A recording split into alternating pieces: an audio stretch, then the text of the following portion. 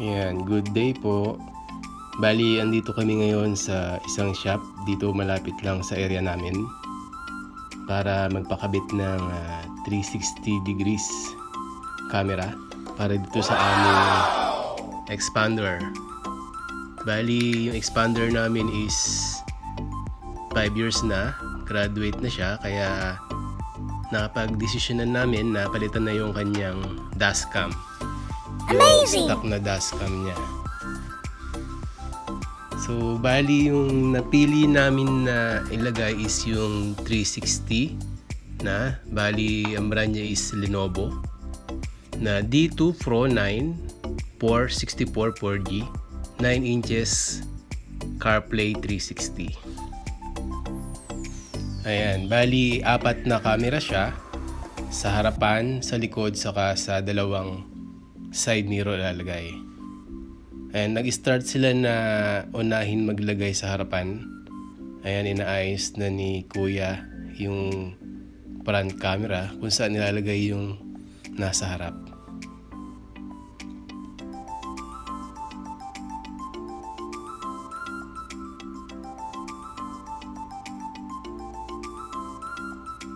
Naalis na rin pala nila yung mga nasa siding ng door.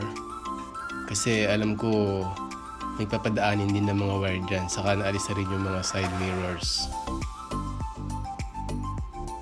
And then next, nakabit na ni Kuya yung sa likod na camera.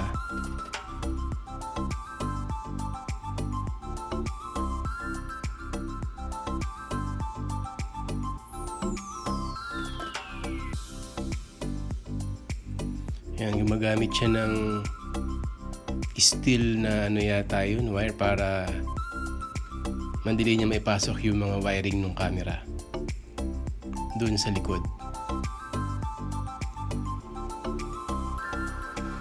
Ayan. Bali dyan po pwesto yung sa likod ng camera. Hindi siya nakagitna. Kung mapansin nyo, ando sa mga bandang left, yun yung stock na camera.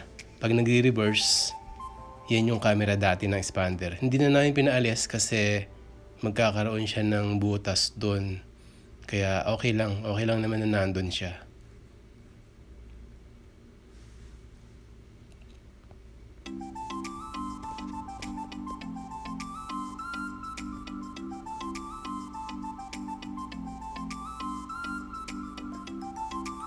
Ayan, ito nga pala yung itsura niya pag nakakabit na.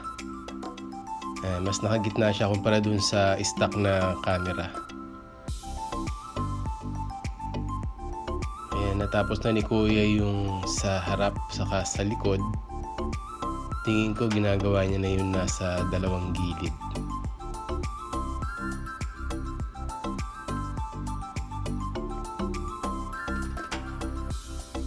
Ayan, ito na yung sa dalawang gilid. Bali, ito yung inalis niya kanina na dalawang side mirrors. Sinusukat niya ng maigi para pareho at nakagitna yung camera. Pareho both sides sa nakagitna.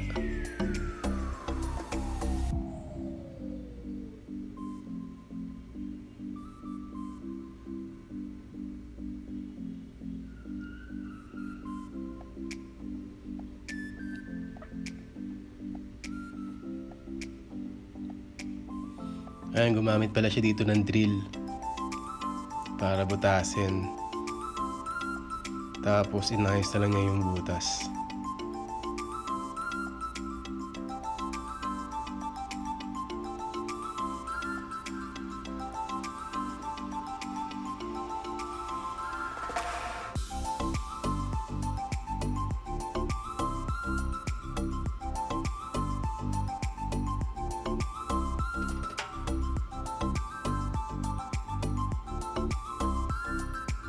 Ayan, bali maingat si Kuya kasi baka may masira. Alam nyo naman yung side mirror natin, medyo may mga wiring sa loob, saka may mga mechanical din siya. So nag-iingat lang siya na baka may matamaan.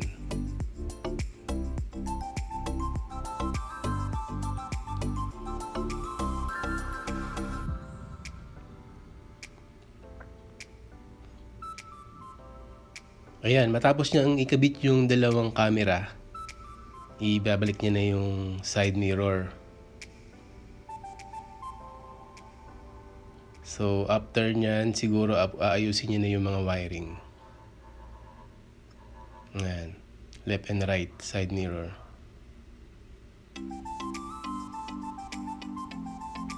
Ito na nga, inaayos niya na yung mga wiring. Kung mapapansin nyo, naalis na rin niya yung stock head unit. Bali, kasama nung package, aside from dun sa 4 na cameras, papalitan din yung head unit. Bali, ito yung luma, then ito na yung pinalit, yung Lenovo na 9 inches display. Ayan. Bali, ito siya. Once na in-start nyo yung car, ganyan yung itsura niya. Bali, naka 360 siya. Kita nyo yung top view, then kung yung back or yung front.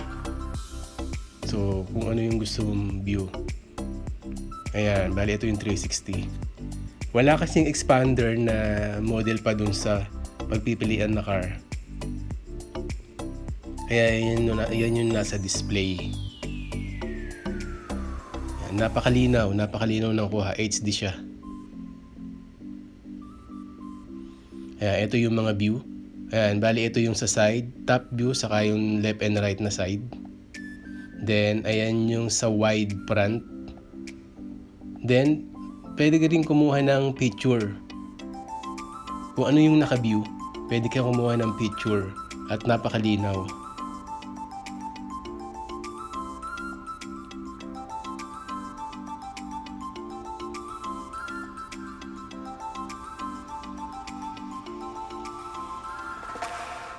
Ito nga palang head unit na to, may mga naka-install na rin siya katulad nitong Spotify. So once na kinonect mo na yung cellphone mo, so mag-view mo na siya rito yung Spotify mo. So pwede ka na mag-play ng mga gusto mong playlist. Then makokontrol mo rin siya rito sa manubela, yung volume, next, kaya stop.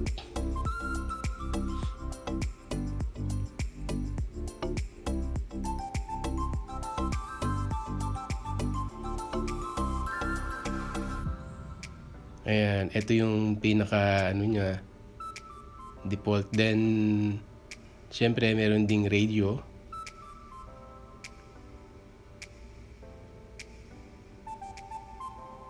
Meron nga rin pala siyang YouTube, hindi ko lang naipakita. Pero meron na siyang naka-install na YouTube. Ayan, meron din siyang navigation, Waze. So once siya connected yung cellphone mo, pwede kang mag-search through cellphone or dito mismo sa head unit.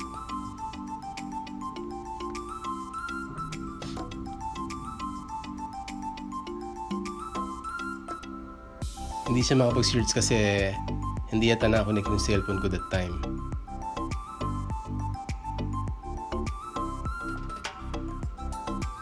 Mabilis din mag-response.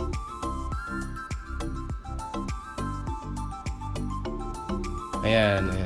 Yung mga Spotify, mga naka-install na apps. Navigation, YouTube, Google. Then may file manager kung saan doon mo makikita yung mga nakasave na videos na nire-record niya.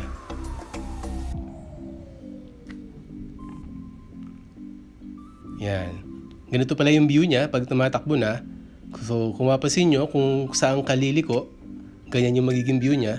Makikita mo yung mga car coming from your left side kung doon kaliliko sa left side. Kaya magkakaroon ka ng additional view. So, alam mo naman, may mga biglang sumisingit sa kaliwa, sa kanan, para rin sa safety. So, may iwasan mo na yung maaring meron kang mabunggo na biglang sumingit sa kaliwa o sa kanan. Tapos pag nakaliko ka na, babalik na ulit siya dun sa view niya. Pwedeng yung front or yung top view.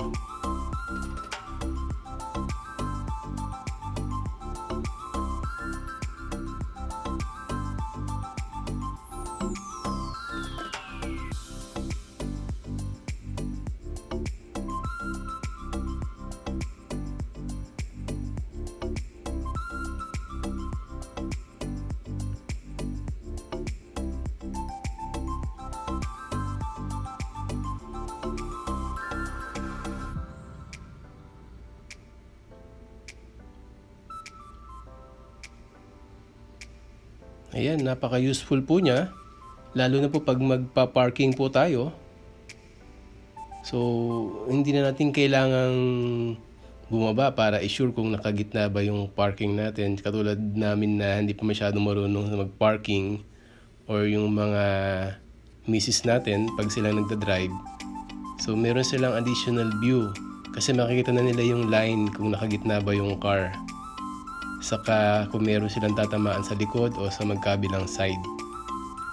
So, napaka ganda po na mag-install tayo ng ganitong feature sa sasakyan natin.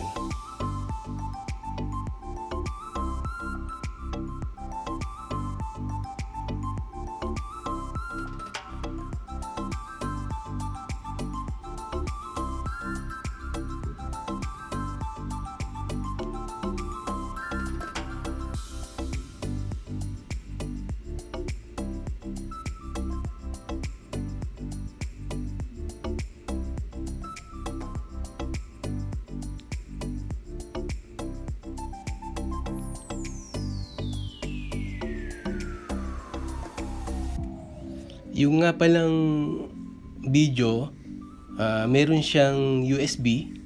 So, meron siyang SD saka USB.